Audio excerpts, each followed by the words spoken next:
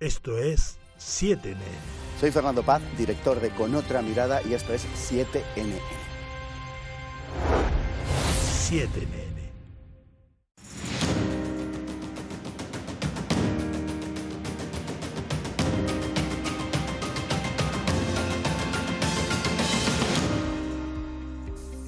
Buenas noches y bienvenidos a Con Otra Mirada. Hoy vamos a hablar sobre un término que seguro han escuchado en los últimos años, el de batalla cultural. ¿Existe realmente? Para empezar, veamos cómo define cultura la Real Academia de la Lengua Española. En primer lugar, cultivo. Cultura viene de cultivar, de crear, proteger, transmitir. Esto entronca con la tradición, que no es la adoración de las cenizas, sino la transmisión del fuego. En segundo lugar, conjunto de conocimientos que permite a alguien desarrollar su juicio crítico. En tercer lugar, conjunto de modos de vida y costumbres, conocimientos y grado de desarrollo artístico, científico, industrial en una época, grupo social, etc. En cuarto lugar, culto religioso, imprescindible para comprender nuestra historia, ya que el arte ha tenido mucho o como motivo principal en su historia las religiones y su cosmovisión. Cultura física es importante, pero no aplica para lo que queremos hoy aquí debatir. Y por último, cultura popular, que es el conjunto de las manifestaciones en que se expresa la vida tradicional de un pueblo. En este sentido, la cultura popular es confrontada por la anticultura moderna, de esto debatiremos hoy, que trata de borrar o pervertir el significado de esa expresión popular claramente ligada al culto religioso. Un ejemplo obvio en España son las procesiones de Semana Santa, atacada por diversos grupos con el fin de formatear esa forma de entender la vida para poder imponer un nuevo código cultural y humanístico. Pero no adelantemos acontecimientos, volvamos a la pregunta inicial. ¿Existe la batalla cultural? Si es así, ¿es tan importante como parece o más bien es una de las muchas manifestaciones de nuestras complejas sociedades? ¿La cultura es tan importante como para centrarse en su control o con dedicarse a la gestión es suficiente? A estas preguntas y muchas más daremos hoy respuesta con nuestros invitados. Comenzamos.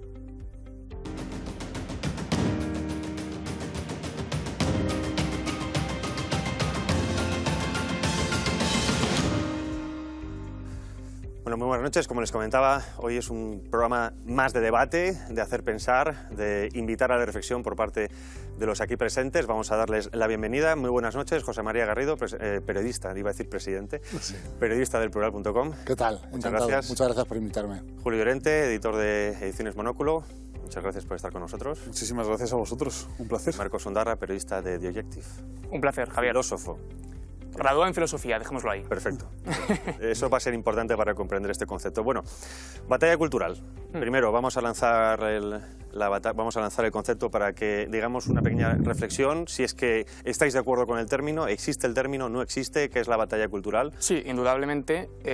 Yo estoy de acuerdo con que existe una guerra cultural si partimos de un apriorismo, que es que no se trata de una guerra simétrica entre dos facciones que estén equilibradas, sino que hay un claro agresor y un agredido que está ejerciendo la legítima defensa, ¿no? El agresor es la izquierda que viene aplicando durante décadas las tesis de Gramsci, por la cual entendieron cuáles eran los mecanismos necesarios para detentar la hegemonía cultural, véase el control de los medios de comunicación de masas y véase el control de las universidades, y por tanto una derecha cuyos postulados, o los postulados que antes se enarbolaba, los propios del conservadurismo, se han visto excluidos del debate público, ¿no? Del foro público, hasta el punto en el que una verdad primaria, axiomática y biológica, como que los niños tienen pene y las niñas tienen vulva, pues hoy en día ya escandaliza o literalmente no se puede pronunciar ni en un medio de comunicación masivo ni en las universidades bajo el peligro o bajo la probabilidad de ser etiquetado de todo tipo de maldades, ¿no? ¿Existe una guerra cultural? Sí. ¿Es necesaria? Sí, por esto, pero evidentemente se trata de una reacción a una izquierda que lleva durante muchos años con un plan perfectamente concebido, perfectamente pergeñado y que ha estado aplicando a la perfección y con el desnortamiento de toda la derecha española de un tiempo a esta parte. A mí la verdad que me resulta problemático el concepto y me siento incómodo cuando oigo gente utilizarlo. Yo mismo me he sorprendido utilizándolo en alguna ocasión, me incomoda. Creo que al final lo que hace es erosionar la comunidad, erosionar los vínculos que son necesarios para que toda comunidad política perviva, enfrentar a una gente, a unos compatriotas con otros y que eso es generalmente negativo. Luego, por otro lado, creo que en el concepto de guerra cultural se asienta sobre la idea, creo que perniciosa, dañina, de que el fin es someter al adversario, al discrepante. Y en realidad no, en realidad el discrepante y la persona de la que discrepa están embarcados en una misma tarea, que es la de la búsqueda conjunta de la verdad y la construcción de una comunidad política, de una comunidad en la que se viva bien. Eso creo que como punto de partida es lo que me gustaría decir sobre la guerra cultural. Supongo que luego podremos ir profundizando en el concepto. Sí, señor, eso haremos. Yo creo que es muy importante que no llamemos batalla cultural, sino guerra cultural. Porque yo creo que hay una guerra. Tú vienes a tope, ¿no? Sí, mira, este fin de semana, cuando estaba pensando un poco, ¿no?, qué decía, me vi el discurso de Putin. Porque creo que no es algo solo de España, sino que creo que va mucho más amplio, ¿no? Y anoté 4 o 5 cosas que dijo, ¿no? Al margen de las aspiraciones geoestratégicas, geopolíticas, entro simplemente en lo que yo llamo guerra cultural. Dice, no aceptamos los valores de la familia y de la religión tal y como lo proponen en Occidente. Dicen, quieren que en nuestras escuelas, desde el primer año, hablemos de relaciones sexuales. Decía Putin, no queremos que en vez de padre y madre se defienda un tercer sexo. Hablaba, dirigiéndose a Occidente, de élite y de valores occidentales de la clase dominante. Estaba en contra del concepto de ser humano que decían estas élites que hablaba Putin. Y decía, de Occidente, quieren destruir las bases de la religión e ir hacia el satanismo. Si esto no es una guerra cultural, que venga Dios y lo vea. Yo creo que es que no estamos ya en el campo de la ciencia política, sino que la guerra cultural se está dando no ya solo en televisiones, en debates, está en el campo de batalla. Es decir, hay gente en Europa, en nuestro continente, que está matando o que está luchando, en parte, aparte de la geopolítica y de la geoestrategia, por estos conceptos. Y creo que eso es innegable y decir lo contrario sería un error. Me gusta porque habéis tocado, cada uno independiente, las ideas que sí que quería desarrollar. Por un lado, filosofía, has hablado de Gramsci y de Marx, ahora vamos a ir a eso. Julio, has hablado de lo que es convencer, ¿no? Venceréis, pero no convenceréis, la construcción de una comunidad política. Y has hablado de Putin, que quería hablar luego al final del aspecto internacional, ¿no? De cómo quizá podemos hablar de batallas culturales concéntricas, sí, a nivel regional o comunitario, después nacional y luego internacional, ¿no? Vamos a empezar por la parte más filosófica para poder expresar también un poco, quizá desde el punto de vista cómo se ve desde la derecha o desde la izquierda, si es que se puede entender estos términos de manera lineal. Y creo que la batalla principal es Gramsci o Marx contra Gramsci, ¿no? Marx, teórico crítico del capitalismo, hablando solo de la estructura como una constructura económica. Gramsci habla de la superestructura, que es la cultura, ¿no? Cuando dice hay que hacerse primero con la cultura y lo demás vendrá por añadidura.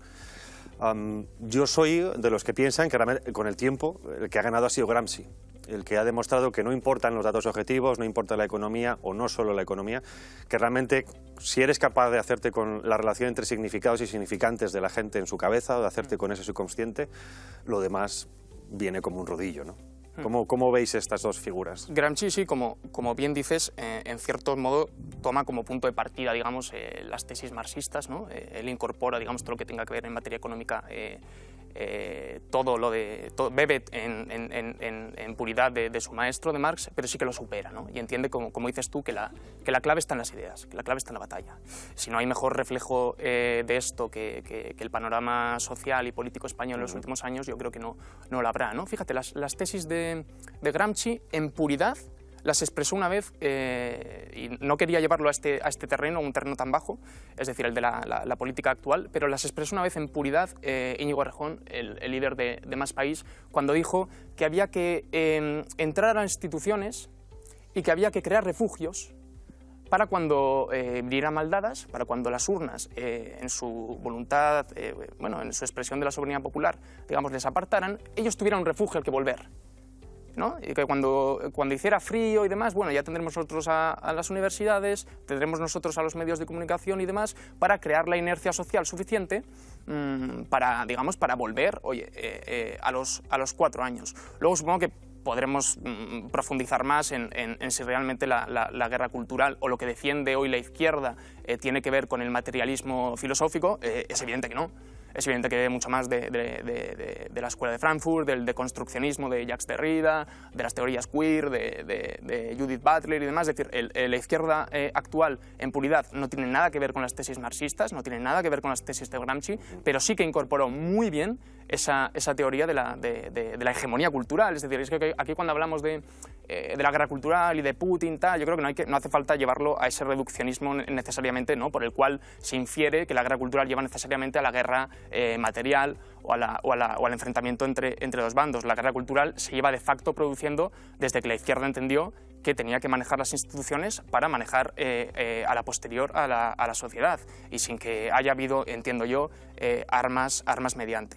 Ya, Marcos, pero si nos tomamos en serio lo de la guerra cultural y lo del ataque al que se está sometiendo a un sector de la población, si nos tomamos en serio esa idea, probablemente acabemos concluyendo que es necesario tomar las armas. Ese es el tema, que es que al final, si nos creemos lo del ataque, lo de la exclusión, lo de la marginación de determinados grupos por pensar como piensan, quizá probablemente la única solución en un determinado momento sea tomar las armas. Entonces, toda guerra cultural concebida seriamente tiene que acabar necesariamente en una guerra no cultural, en una guerra como Dios manda. Son significantes que ya existen, sí, que están preestablecidos y que digamos que uno tiene la potestad de utilizarlos sin que necesariamente lleve a eso, ¿no? Es decir, el hecho de que estemos aquí hablando de guerra cultural lleva necesariamente demuestra también que la marginación que algunos predican no es tal, que sigue habiendo reductos y que puede haberlos. Yo quería hablar también sobre la izquierda actual y el deconstruccionismo, mayo del 68, la escuela de Frankfurt. Bien, yo es que niego que pueda considerarse esa izquierda marxista. Creo, de hecho, que tiene más que ver con el liberalismo, como sugería Marcos. Bueno, esto no lo ha llegado a sugerir Marcos, sí ha negado su condición de marxista. Creo que tiene más que ver con el liberalismo, con conceptos propiamente liberales como la autodeterminación o la libertad sexual. O la libertad, efectivamente, que con el marxismo. Precisamente por eso que apuntamos. Al final, en el pensamiento de Marx, lo que determina todo lo demás es la economía. O sea, los cambios en el sistema económico son los que determinan los cambios culturales, los cambios familiares, los cambios políticos. La izquierda se subleva contra esa idea. Y luego, por otra parte, bajando un poco la discusión, tengamos en cuenta quiénes apadrinan las propuestas morales antropológicas de la izquierda. Los grandes bancos, las multinacionales, Amazon, Google. Vamos a ver, esta es una izquierda que no incomoda para nada a las grandes élites capitalistas. Si de verdad fuesen marxistas, a las grandes élites capitalistas, a las multinacionales, les incomodarían mínimamente sus propuestas. Lo cierto es que no, que todo lo que la izquierda propone en la actualidad contribuye al fortalecimiento del sistema económico vigente, del sistema capitalista. Perdona, por retomar brevemente lo que comentabas, Julio, yo sí que sugería, evidentemente, que la izquierda actual no tiene una condición materialista, no tiene una condición marxista, y también, evidentemente, suscribo lo que dices con su perfecta connivencia con el liberalismo. Podríamos hablar incluso lo que otros autores han preconizado como... Pero como no lo habías dicho abiertamente, no me he atrevido a poner... Exacto, como el capitalismo moralista y demás, y por eso mismo critico cuando por parte de una derecha cultural, una derecha política, se habla de comunismo como esa suerte de fantasma que tiene su reflejo especular en esa izquierda que azuza el fantasma del fascismo constantemente, ¿no? Me parece que es un anacronismo estúpido hablar hoy en día de comunismo, igual que lo es hablar de fascismo y demás, y me parece además muy paradigmático que la derecha española, tanto cultural como política, esté constantemente con el comunismo en su boca, porque precisamente demuestra la torpeza que están teniendo a la hora de librar esa batalla cultural que por otro lado enarbolan. Pero es muy curioso. Tenía 2 libros después, pero ya que lo estás diciendo, creo que es interesante para los espectadores también el pensar lo que más les duele. Sí, un gran libro. Creo que es un libro que sorprende mucho al lector porque desmonta la idea de marxismo cultural, lo entronca más con el liberalismo, una fase más nihilista del liberalismo ya metacapitalista. Te lanzo, recoges tú ahora, Chema, pero también te lanzo la pregunta, ¿no? ¿Qué crees que es más, liberalismo cultural, marxismo cultural? Primero responde si querías a lo que tenías en mente. Sí, yo quería, porque justo en lo que estaba diciendo Marcos, claro, es que aquí se habla de fascismo, pero también se habla de comunismo, ¿no? Hablabas de una guerra cultural, de una batalla cultural. Yo creo que esta batalla en Madrid es el mejor ejemplo. Hablabas de Íñigo Errejón, pero aquí hemos visto como una presidenta de la Comunidad de Madrid, Isabel Díaz Ayuso, ha sabido hacer unas elecciones hablando de comunismo o libertad, es decir, bueno, sí, pero es que... Sí, claro, es una forma de llevar la batalla a sus ideas, aunque están claro, mal especificadas. Mal especificadas, pero está, ¿no? Cuando hablamos de guerra cultural o de batalla cultural, creo que nadie la ha jugado mejor en este país que la derecha en Madrid. Quiero decir, ¿qué institución, universidades, medios de comunicación, hasta en los bares, ¿no? Creo que han conseguido jugar, salir al terreno de juego y decir, vale, aquí hay una batalla cultural, aquí hay una guerra cultural y nosotros la vamos a ganar. Incluso metiendo términos políticos, ¿no? Que al final parezca, bueno, pues eso, o comunismo o libertad. Y creo que eso es muy interesante partir de esa base, ¿no? De que en España el mejor ejemplo de batalla cultural y quien mejor ha jugado la batalla cultural es en Madrid. Con un matiz, y creo que es bastante significante, que es que, digamos, esos dirigentes contra los que se enfrentaba Isabel Díaz Ayuso, véase Pablo Iglesias, aunque fuera en una impostura retórica, ellos sí que se habían reivindicado a sí mismos comunistas. Entonces, por eso mismo tuvo la fortaleza que tuvo el mensaje de Isabel Díaz Ayuso cuando dijo comunismo-libertad, porque es que tenemos a un señor cuya hemeroteca estaba plagada de frases en las que se reivindicaba a sí mismo comunista, ¿no? Aunque no sucede así, aunque luego con su acción. Eso es, aunque luego su acción y evidentemente sus tesis estén alejadísimas de lo que podemos entender por materialismo filosófico o por marxismo. Pero yo creo que ahí Isabel Díaz Ayuso evidentemente supo jugar muy bien unas cartas que es que su rival le había puesto encima de la mesa. Y luego recordemos también cuál era el contexto, Chema, era un contexto de restricciones. No sé si seguía vigente el toque de queda, pero vamos, todavía, si estaba abolido ya, lo habían abolido. Pero impuesto también, o sea, de alguna manera. Claro, la mascarilla, supo leer bien la pandemia, sí. Claro, entonces, en ese momento el mensaje de la reivindicación de la libertad era muy poderosa, pues porque veíamos nuestra libertad cercenada de modo evidentísimo. Ya no era la entelequia de la libertad, es que la gente no podía no podía quedarse en el bar más allá de las 11. Entonces, Isabel Díaz Ayuso captó eso, supo ver el descontento de la gente y planteó un lema que efectivamente maniqueo, impreciso, porque no se enfrentaba al comunismo, sino probablemente a una suerte de despotismo que Feijóo, sin ser comunista en Galicia, ejecutaba con la misma precisión que los varones socialistas. Entonces, y casi más. Pero supo captar bien el contexto. Luego, por otro lado, si es que al final que la izquierda actual no es marxista, se deduce del hecho de que han renunciado a cambiar el sistema económico. Aceptan el sistema económico. Como muchísimo ponen parches, pero lo aceptan. ¿Qué es lo que ocurre en mayo del 68? Es decir, que son los hijos o los nietos de la Escuela de Frankfurt, ¿no? A base de construir, bueno, destruyen a Marx de alguna manera, y las revoluciones clásicas que se quedan para mejorar la vida del obrero, mejorar las condiciones sociales, puro materialismo, pasan a ser las mejoras de esos derechos, como queramos llamarlos, liberales, que por lo tanto acaban aceptando postulados o incluso la reivindicación de las causas minoritarias, ¿no? De determinados, lo que ellos llaman colectivos. De alguna manera, entonces, la fragmentación de la sociedad. Podemos decir que esta batalla cultural, por desgracia, cuando decimos batalla cultural, alguno piensa, bueno, pues ojalá esto fuera realmente una batalla cultural a lo bestia, ¿no? Hablamos de realmente las universidades implicadas, ¿no? Generando nuevas ideas, como en España en los años 20, ¿no? En los cafés, pensando, pero por desgracia lo que vemos es una reducción de la complejidad de los discursos, generalmente los simplificamos a la nada o al mínimo, y eso facilita la imposición de algunos mensajes, ¿no? Generalmente más sentimentales que intelectuales, por así decirlo. Claro, y en este caso yo creo que, no es la derecha la que ha ganado, porque, como bien decía, y creo que estamos de acuerdo, la derecha, generalmente la derecha tradicional o la antigua derecha, luego hablaremos de la nueva derecha, es la que se ha centrado en la gestión, la que pensaba que yo haciendo buena gestión económica o gestión política es suficiente. Y la izquierda, que es después de Franco, es la que ha ganado, ¿no? Ganó el relato, precisamente porque se dedicó a dar la batalla cultural de todo el franquismo, y luego impuso su relato una vez tiene el acceso político. Yo ahí, Chema, sí que disiento, porque control de la educación, control de los medios de comunicación, control del entretenimiento, en España al menos está en manos de la izquierda. A ver, desde luego la izquierda, en el pragmatismo a la izquierda es muy difícil superarle. ¿Por qué? Porque la izquierda es muy pragmática y va muy objetivo a objetivo. Sí, los códigos morales no son tan importantes. Y al final, ¿quién gana? Si hiciéramos esta pregunta, ¿quién está ganando la batalla cultural o la guerra cultural? Bueno, pues vamos a leernos el BOE, ¿no? Es un buen síntoma. Yo creo, y entonces nos leemos el BOE y digo, pues el ganador está claro, es la izquierda. ¿Por qué? Porque cuando la izquierda gobierna, hace sus leyes y y lo pone en el BOE, ¿no? Negro sobre blanco, y cuando la derecha gobierna, al menos en España, es incapaz de coger y de plantar cara a las leyes que quiere la izquierda.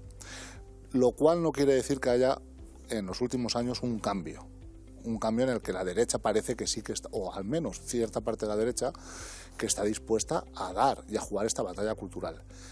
Y creo que Madrid es el campo de batalla principal. Creo que en Madrid sí que hay universidades, creo que sí que hay instituciones, creo que sí hay medios de comunicación que día a día, también de forma muy pragmática, intentan coger y arrebatar el relato a la izquierda. Y creo que esto hasta hace unos pocos años no sucedía. Y no creo que deba pasar desapercibido. Creo que es muy importante. Porque Íñigo Errejón, al final, volviendo a lo que decías, lo que quería hacer era... Él se da cuenta, no, es que en Madrid nos han quitado la calle, nos han quitado los bares, nos han quitado las universidades. Lo que quiere es jugar a largo plazo. El tema es que no se los ha quitado nadie. O sea, el Eso tema te iba es a que han decir. renunciado a ellos. Exacto. Más que quitar es que alguien te ha ganado en tu propio terreno. Hombre, lo es cual que, eso también a veces ya atendamos lo... al ejemplo de Francia, por ejemplo.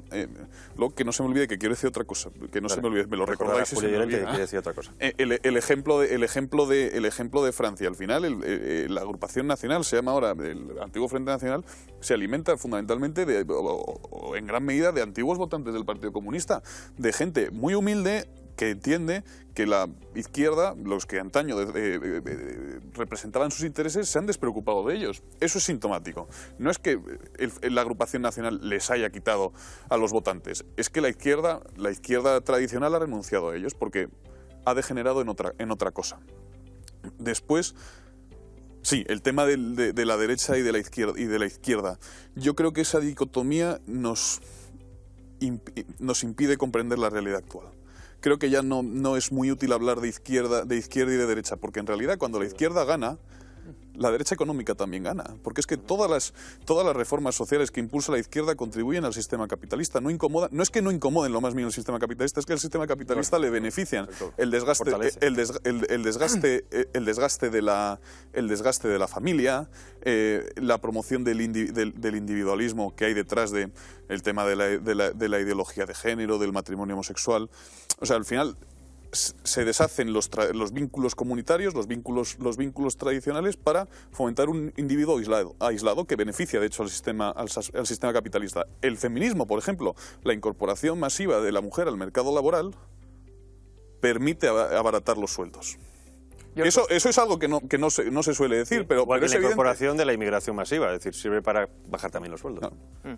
Yo recogiendo un poco lo que comenta Julio, es cierto que, bueno, este es un análisis que lleva siendo ya, digamos, enarbolado durante muchos años, que las etiquetas de izquierda y derecha, pues, están en cierto modo obsoletas a la hora de explicar toda la realidad política, toda la realidad social y cultural de Occidente. Ahora bien, yo no creo que hayan dejado de operar en términos politológicos, en términos incluso, si quieres, políticos. Es decir, la gente, en términos de batalla cultural, necesita atajos cognoscitivos, ¿no? Es decir, la gente bastante tiene con llegar a fin de mes, con tal, como para que le empecemos a plantear otros nuevos dilemas. Probablemente la dicotomía globalista-patriota fuera bastante más acertada para explicar la realidad política y porque ambos social engloban actual. además izquierdas y derechas. Pero ¿qué sucede? Si tú ahora mismo, hablando de la Comunidad de Madrid, si coges un taxi y le preguntas al taxista, Pablo Iglesias y Santiago Abascal, ¿quién es de izquierdas y quién es de derechas? Te da una respuesta automática. Pregúntale, sin embargo, quién es globalista y quién es patriota.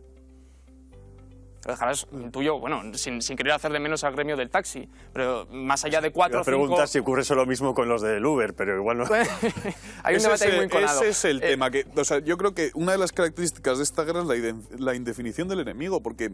No, es que tú deberías... En mi caso, que soy un católico que más o menos intenta intenta pensar lo que le manda a su Santa Madre Iglesia, que ser consecuente con su encuentro con Cristo... Digo, es que deberías librar la guerra contra la izquierda, digo.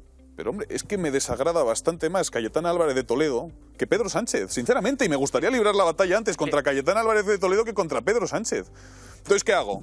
¿En qué bando estoy? Es que no quiero estar en ninguno de los bandos. Es que me parece que está mal planteado lo de izquierdas y de derechas. Pues yo creo que no vais a estar de acuerdo conmigo y a lo mejor bajo mucho el debate, ¿no? Pero yo creo que se digan que las etiquetas están obsoletas o que se renuncian a las etiquetas es un ejemplo de por qué la derecha va perdiendo. la guerra cultural y la batalla cultural. Ayer en Brasil ganaba Lula da Silva por muy poco. Y los medios de comunicación decíamos que ganaba un socialista. Y nadie, que sea del PSOE o que sea socialista o que sea de izquierdas, va a renunciar a ser izquierdista, a ser socialista. Sí, ni a sus propios líderes, a pesar de que los mensajes en principio sean contradictorios con lo que actualmente se defiende. Efectivamente. Giorgia Meloni. Ella defiende a Mussolini. Habla de defender la familia natural y no los lobbies LGBT. Pone el eje, en el eje central de su discurso, la inmigración. Incluso en sus mítines habla de desviaciones. Es una dirigente fascista. Bueno, hombre. No, pero... Pero si lo primero que ha hecho es pero si no se trata... Yo no quiero discutir de si está bien o está mal, o votaría o no votaría. Quiero decir... No, está claro que como etiquetas para... cuando la derecha renuncia... para la izquierda es cierto que el fantasma del fascismo es como el enemigo principal. Sí, ¿no? Para la derecha el del comunismo si son útiles, porque mucha gente sigue anclada en el esquema de la Guerra Fría.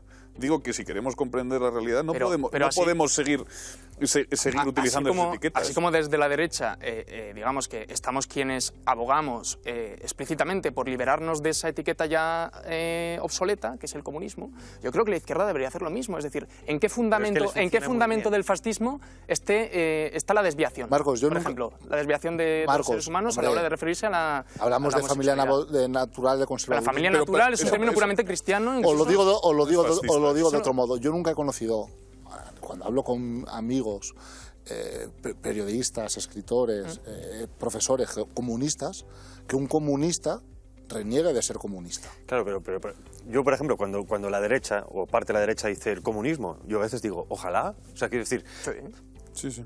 El comunismo clásico, al ser materialista, tiene unas bases que no son discutibles. Es decir, la mesa es la mesa, ¿no? La economía es la economía, la mesa es la mesa. Es verdad que degrada la realidad, pero... Sí, pero al menos en términos absolutos es más fácil entenderte con un antiguo Marx comunista, digamos, desde este lado, digamos, de la derecha, fascista, como queráis. Que compartimos apriorismos, ¿no? Exacto. Por lo menos que existe la realidad material. Podemos debatir sobre algo objetivo. Cuando la izquierda asume postulados completamente subjetivos, que es el yo me siento X... Ahí ya no hay debate. La mujer. Exacto, eso es totalmente cultural, o sea, ya ni siquiera cultural, es completamente subjetivo. Claro, ahí no te permite actuar bajo el mismo paraguas. Y con esto iba precisamente a lo de batalla o guerra cultural. El término en sí indica, y esto me gusta mucho cómo lo define Miguel Ángel Quintana Paz, obviamente cuando hay guerra, alguien te declara la guerra, tú, aunque no quieras, estás en guerra contra alguien. Con eso empezamos. Y puedes hacer dos cosas, o combatir o rendirte. Y la rendición es una opción dentro de la guerra. Es decir, que hagas lo que hagas, te toca. Es como la gente que dice, no, yo soy apolítico. No, perdona. No, es que es incluso... Todo es política. Desgraciadamente, todo es política. Y cuando también decían las feministas de lo personal es político, que ahí entramos en la vida personal, ¿no? A regular la vida personal. Claro, luego ahí vemos...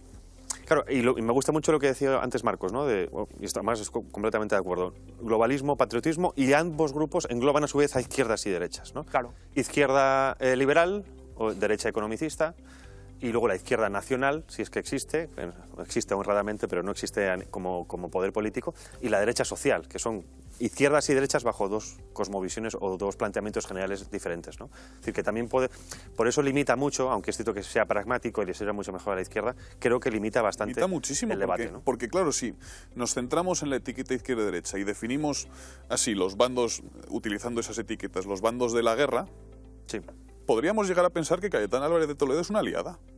Perdón por centrarlo en Cayetana Álvarez de Toledo, creo que es el mejor, es arquetípica. En cambio, si en lugar de izquierdas y derechas hablamos de globalismo y patriotismo, habremos de concluir que Cayetana Álvarez de Toledo, con ese cosmopolitismo tan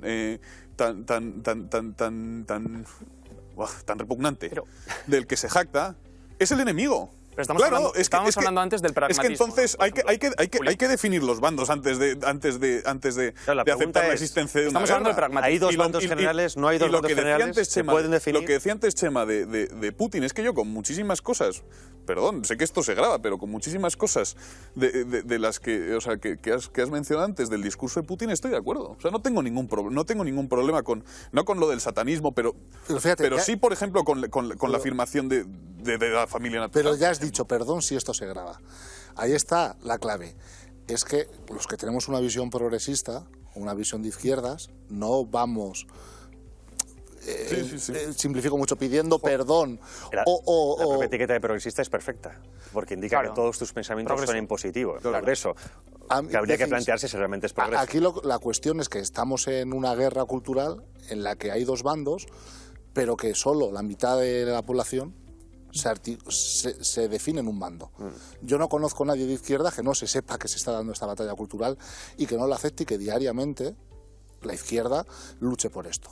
Una muestra perfecta de que la izquierda ha ganado la batalla cultural. Porque se reivindican. Ha ganado, un segundo, la pregunta es, ¿ha ganado la batalla cultural para quién? Es que yo sostengo que solo la ha ganado en apariencia. En el modo de vida. Pero en el modo de vida... En la apariencia, Julio. Que es el modo de vida que desea el sistema económico, que dice combatir y que en realidad no combate. Claro, es que ¿para quién ha ganado la guerra cultural la izquierda? Para el sistema capitalista. ¿En qué valores se va a educar tu hijo el día de mañana? ¿En qué valores se va a educar Para los que desea el sistema capitalista.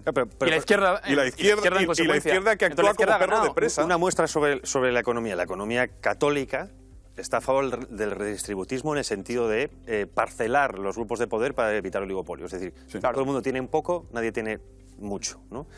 Eso... Y políticamente es lo que transmite de alguna manera el socialismo. O sea, el socialismo es la religión política del cristianismo, ¿no? Yo ahí discrepo. O sea, creo que el no te estoy llevando católico... a término absoluto, sino en el sentido de, claro, de que desde un punto de vista político el cristiano tendría, entre comillas, que ser de derechas, ¿no? Digamos, la derecha... entiendo lo que te quiero decir, ¿no? Derechas hablando de la defensa de la patria, la familia, ¿no? Lo común, el bien común... Pero eso políticamente, o históricamente también, se lo ha abanderado la izquierda. Pero, Javier, y ahí es la complejidad de la definición, ¿no? Si es que al final la derecha, por ejemplo, citabas el bien común. La derecha se ha desentendido por completo del bien común. Es un concepto que le ha regalado a la izquierda. Y el bien común es un concepto que hay que reivindicar, y la justicia social también. La derecha, en el mejor de los casos, y la izquierda también, lo han degradado. La derecha, la suma de bienes individuales... es engendro, es para la derecha el bien común, y la izquierda una suerte de bienestar, que parece que para ambos, que si los números cuadran hay bien común. Y, hombre, oiga usted que el bien común es una cosa muy seria y conviene tomársela como tal.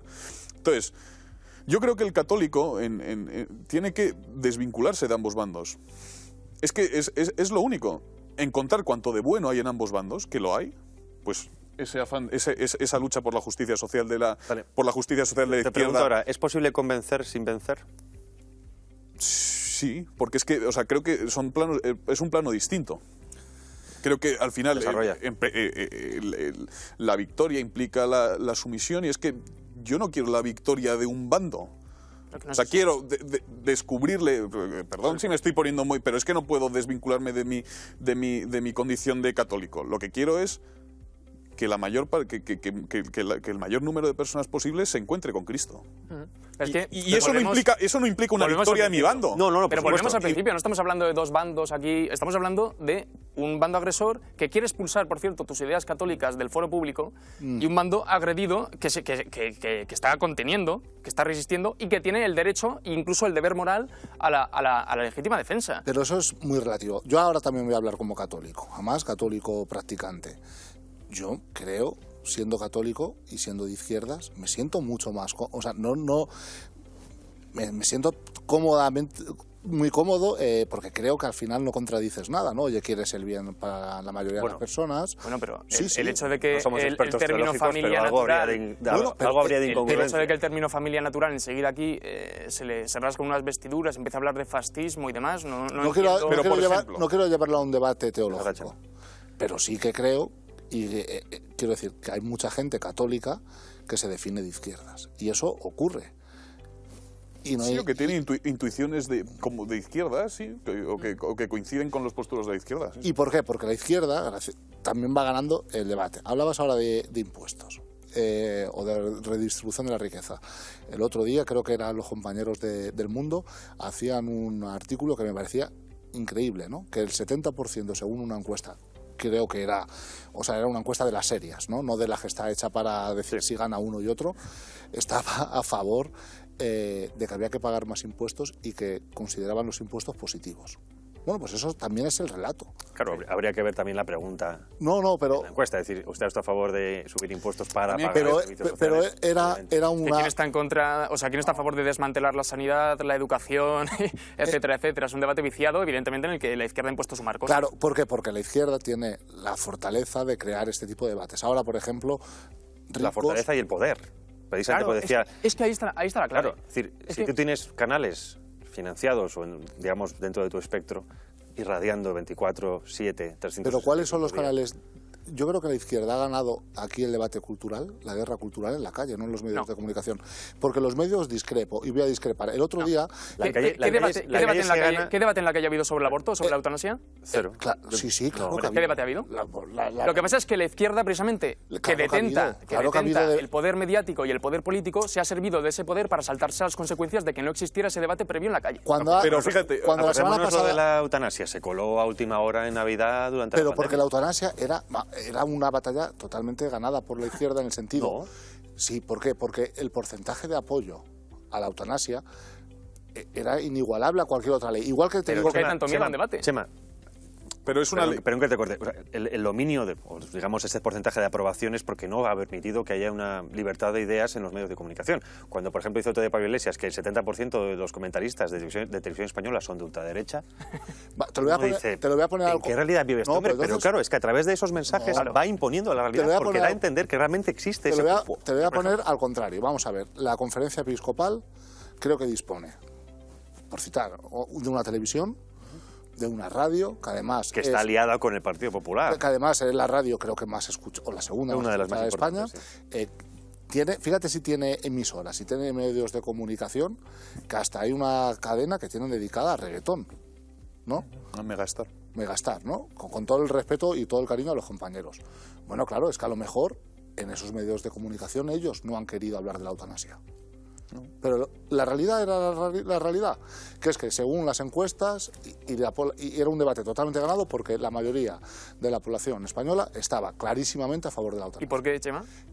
¿Por qué? Pues no lo sé, porque mediáticamente... Porque hay un los medios proceso de- pedagógico En las universidades, en los gracias a medios la de dominación comunicación, cultural pero que se han es negado, a dar la Roberto, derecha. Pero famoso. no se puede hablar de números y de... Quiero decir, la derecha, la semana pasada el director del País decía que habían intentado convertir el país y el grupo Prisa de derechas. Y que no lo Por hicieron. eso Bueno, era habría que entendemos de por un inversor derecha. francés que quería Vale. hacer un cambio. Perfecto. Ojo, que también esto es importante, como empresa estratégica del gobierno, Perfecto, dijo que no hay. O sea, es decir, que tampoco hay libertad de mercado. perfecto, pero Por lo de la etiqueta de liberal, que no estamos en una sociedad yo cuando liberal dicen que la mayoría de los medios de comunicación son de izquierdas, pues espero que algún día me diga cuáles son los medios, Hombre. para conocerlos. Es que partiendo Porque de la base de es que un- incluso los medios que se consideran popularmente de centro derecha, liberales y demás, te digo yo que he estado en alguno, están parasitados en un 70% por Pero si es que da militantes o igual, por son O sea, entonces, derechistas, ese- izquierdistas, son sistémicos, Ese- da igual, son sistémicos. bueno, Es que claro, que el problema, el debate está tan enfangado porque seguimos con lo de derechas e izquierdas. No. Si es que lo que tú llamas izquierda, o sea, lo que tú llamas derecha es lo que tú llamas izquierda, son sistémicos, son medios, No, Julio. son medios. Entonces me vais a dar la razón. Estamos hablando de La izquierda y culpa- derecha como atajo cognitivo, no la como culpa realidad de absoluta. que la conferencia episcopal dedique una emisora a nivel nacional a poner reggaetón, que a mí me encanta, y no hablar de la eutanasia, hombre, la culpa no la tiene la Hay que izquierda. hacer un reggaetón católico. La tendrá Hay cosas que no se la pueden. tendrá la derecha La y la tiene porque, conferencia la tiene episcopal, porque ¿no? tiene mucho poder coercitivo. Entonces, en el momento en el que tú, incluso desde tu propia cadena, intentas calar cierto mensaje, sabes que se te va a venir detrás la O sea, la que de manada. verdad queremos que la conferencia episcopal se reúne y dice, oye, mira, no vamos a hablar de temas sociales, Bueno, sí. no vamos a hablar El de... otro día lo que- perfecto el paradigma otro día es el que- la defensa de Irene Montero por parte de la conferencia episcopal, yo creo que marca en qué marco Exacto. estamos moviéndonos. O sea, yo por ejemplo, por Tablero inclinado, que por, decía sal- Cayetano Álvarez, ¿no? por De salvar Toledo, tanto le gusta a Julio. COPE y a 13, creo que Hombre, sí. no tengo nada contra creo que ellos, sí, ¿eh? creo que sí hablaron de... no hablamos de que haya eutanasia, nada contra quizá los no con el medios de ímpetu quizá no con el ímpetu necesario, pero sí hablaron de eso. Atendamos, por ejemplo, al tema de la eutanasia. Al final, la eutanasia, cuando la concebimos como algo propio de izquierdistas y tal, nos equivocamos, porque es que la eutanasia es la consecuencia lógica de la concepción antropológica liberal, de su concepción de la libertad, por ejemplo, Sí. de una libertad negativa como simple ausencia de impedimento para que yo haga mi voluntad, y de su concepción de la vida humana como algo que poseemos. O sea, yo soy propietario de mi vida y su soberano Dios. Claro, esa concepción desemboca naturalmente con el paso de los siglos y, por supuesto, estoy reduciendo Sí. muchísimo algo que es muy complejo. En la eutanasia, porque ¿qué es sino la eutanasia sino la afirmación de la soberanía? yo mismo puedo decidir cuándo me doy muerte. Como el aborto, yo Claro. decido sobre la vida de otro. En ese caso puede haber una defensa liberal, porque estás interfiriendo en una vida que es propiedad de otro, pero en el de la eutanasia, no. Tú estás disponiendo de tu vida porque eres soberano de tu vida. Y sobre esa idea se funda al final el liberalismo. Estás planteando incluso una dicotomía con la que los liberales están encantados, que es la de liberales e iliberales, que es como entienden ellos el mundo, esa cosmovisión, ¿no? Estamos los liberales y luego los iliberales. Por supuesto, los iliberales vienen a encarnar toda la serie de maldades, de tics autoritarios y demás, pero en el fondo, cuando hablamos de liberales y liberales, cuando hablamos de globalistas, patriotas, cuando hablamos de izquierdas, derechas, evidentemente, yo creo que el espectador, cuando nos escucha, sabe a qué nos referimos, sabe a qué nos atenemos. Por mucho que sean atajos cognoscitivos imprecisos, sí, pero es que siguen significando algo. Cuando hablamos de la izquierda y de la eutanasia, es porque la izquierda ha hecho bandera de la eutanasia y ha pujado porque se apruebe con la dejación de la derecha, por supuesto, y de la derecha liberal, además. Pero ¿cómo va a oponerse la derecha liberal si es que es algo que desde sus presupuestos filosóficos no puede combatir? Por eso. Pero eso que estáis hablando me parece interesante. Precisamente quería sacar sobre este tema recomendar un libro que es el último del politólogo argentino Agustín Laje, La batalla cultural, en la que él dice, ¿no? Pues el manual guerrillero para esta nueva derecha, ¿no? En la que él, en entrevistas y tal, dice muy acertadamente, es lo que estamos hablando aquí, dice, claro, la nueva derecha primero tiene que abrir el melón de plantear un nuevo sistema. Es decir, como tú estabas diciendo, Julio, ¿no? Es decir, no puede haber una batalla cultural si englobamos, como decíamos al principio, la cultura engloba la economía, si no hay una nueva propuesta económica, una nueva propuesta política, pero bajo ese margen o ese marco instaurado por Estados Unidos desde Bretton Woods y los pactos de Washington de la democracia liberal y el sistema, o la economía liberal, o democracia parlamentaria y el sistema liberal económico, claro, es todo dentro del sistema liberal, nada fuera del sistema liberal. La izquierda domina porque está en el sistema liberal, la derecha tiene la duda de en qué sistema estoy. Y si es mucho más sencillo, y a lo mejor la derecha alternativa o la nueva derecha, me encanta, ¿no? Los eufemismos estos que se utilizan, tiene un sistema. Bueno, no son tantos. Sí, hombre, yo le decía por lo... Bueno, sí, nueva derecha, tú le llamas fascismo, pero... No, rápidamente, por lo de la victoria de Giorgia Meloni, que me encantaban los compañeros de todos los medios de derechas, que digo, se van a inventar cada vez nueva derecha, derecha dura.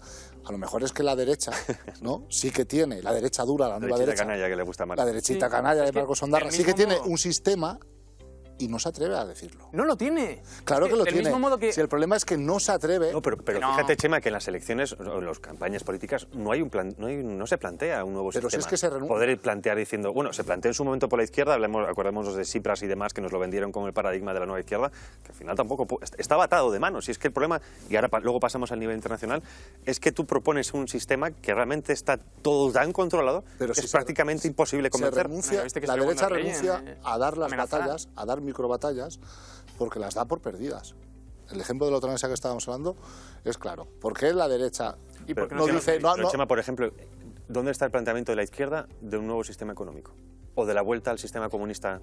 Sí, pero sí que habla... Fíjate, ¿no existe? Sí, pero todavía hay ciertos elementos como ricos y pobres, redistribución de la riqueza, el valor de lo público. Siendo los ricos ellos, ¿no? Bueno, pero a ver, no estoy defendiendo... No, lo que estoy diciendo es decir, que en el discurso de la izquierda o del gobierno, yo sí que observo ciertos elementos que podrían ser políticos. Pero eso he puesto estos ejemplos.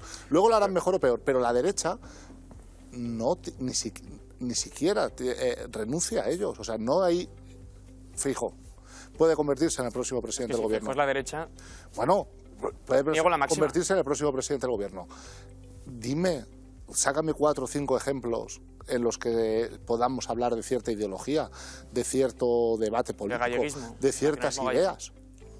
Es que Feijóo, por ejemplo... Es que no es un representante de la nueva derecha, evidentemente. Bueno, Isabel, decías antes, Isabel Díaz Ayuso, quizá en Madrid, a nivel territorial, parecido, ¿no? hace algo más, pero también le frenan por no asumir postulados incómodos para el partido es que general. El hecho de que Agustín Laje, que para mí es uno de los politólogos más clarividentes del panorama internacional, haya hecho un libro sobre lo que es la nueva derecha, viene a evidenciar precisamente que se está articulando esta nueva derecha, ¿no? Lo que es la alt-right americana, pero a la vez en Europa tiene que defender de cierto modo la raigambre de la civilización occidental, que es cristiana y demás, es decir, que está todavía en fase de definición. ¿Qué es la izquierda actualmente? Pues bueno, es una cosa es lo que Gustavo Bueno llamaba la izquierda indefinida, ¿no? Es decir, que el maridaje con los nacionalismos, las causas identitarias y demás, que poco tiene que ver con el marxismo.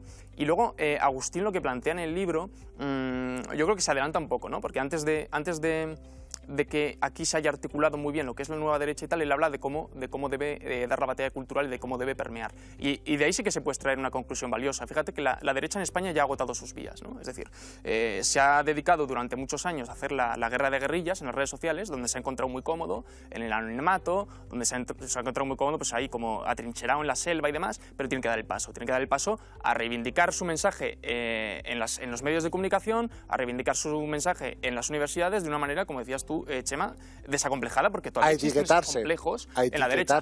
Pero es que claro. esa nueva derecha no es fascista, como tú insinúas, es decir, no va a defender, yo qué sé, lo mismo que el satanismo del que habla Vladimir Putin y demás, sino que probablemente vaya a defender unos postulados en los que podamos estar meridianamente de acuerdo tú y yo incluso. Dicho de otro modo, mira, yo he asistido a debates cuando empezó la guerra de Rusia con Ucrania, sí, en el que defendían contertulios que Putin era de izquierdas. Porque no se atrevían a decir, oye, mira, yo estoy a favor del pensamiento político de Putin, estoy a favor de los valores que defiende, claro, y entonces, como ahora es el malo de la película, como no voy a ser capaz... ahora es... Claro, pero fíjate que eso es interesante, ¿no? Cada uno dice, no, es que Putin es comunista. Bueno, no creo que sea comunista en sí, pero su pensamiento, si es que es de izquierdas, es de la izquierda tradicional.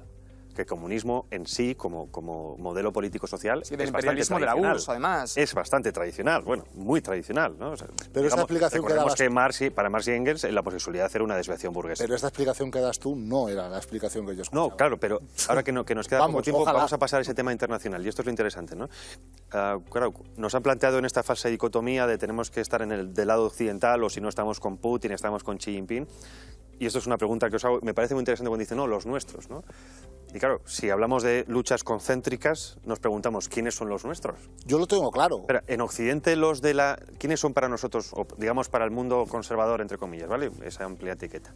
¿Quiénes son los nuestros? ¿Son Disney? ¿Son las multinacionales occidentales que simplemente por el hecho de ser occidental hay que defenderlas? ¿Son nuestros gobiernos, nuestros partidos de gobierno, nuestros partidos del Parlamento, nuestros medios de comunicación? La Unión Europea. ¿La Unión Europea eso es lo nuestro? ¿Es nuestro Putin? ¿Es de los nuestros Putin por defender cosas con las que es cierto que a nivel cultural muchos están de acuerdo, incluso Xi Jinping, pero tampoco son nuestros? Porque por eso la nueva derecha pasa por defender lo que Giorgia Meloni desacomplejadamente ha llamado la patria y la familia, ¿no? Dios, patria y familia. Esos son los nuestros. Ese es el mensaje o el mensaje que debería enarbolar la nueva derecha de la que tenemos tanto que preconizar. Y hablando de Dios, no solo como... No como creencia en sí, sino que Dios como concepto, que eso también hay gente que igual no cree en Dios, que diga Dios en el sentido como conceptual, ¿no? De piramidal, ¿no? Jerárquico.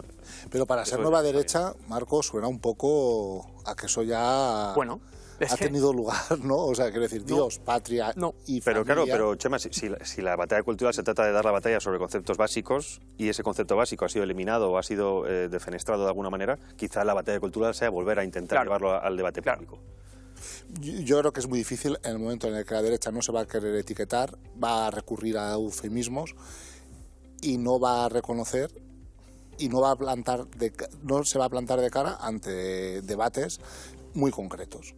Y creo que eso es imposible. Es decir, nueva derecha, all right, derecha canallita. Oye, mira, de verdad. Bien, creo que la sinceridad... Nos queda poco tiempo y me gustaría una última ronda con todo lo que hemos hablado, y pues, que podemos estar hablando 1000 horas de esto. Algunos decís que está perdida, que está ganada. ¿Cuál es el futuro de esa batalla cultural? ¿Está todo perdido? ¿Está todo por hacer? ¿Se puede construir algo sobre las cenizas en lo que estamos? Si es que va a haber cenizas de lo que estamos. ¿Cómo lo veis? Hacemos una última ronda y ya con eso despedimos. Yo creo que el experimento de Italia va a ser muy importante. El gobierno se juega a la derecha mucho más de lo que parece y creo que por ir a lo pragmático, en España el papel de Isabel Díaz Ayuso creo que hay que observarlo de cerca, porque creo que ella sí que está dispuesta a dar esa batalla cultural y puede darla. O sea, ¿tú ves más fuerte a Isabel Díaz Ayuso en la batalla cultural que a Vox, por ejemplo? Sí, ahora mismo sí.